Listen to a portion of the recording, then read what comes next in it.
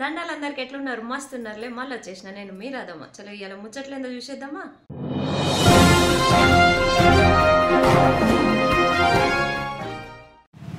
నమస్తే లక్ష్మీ టీవీ తెలుగుకు స్వాగతం.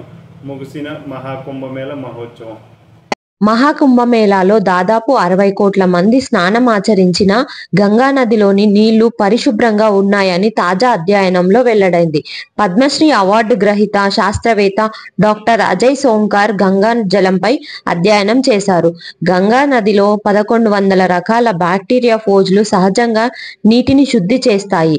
కాలుష్యాన్ని తొలగించడంతో పాటు చెడు బ్యాక్టీరియాని, సూక్ష్మక్రిములను నాశనం చేసి శుద్ధి చేస్తాయి అని సోంకార్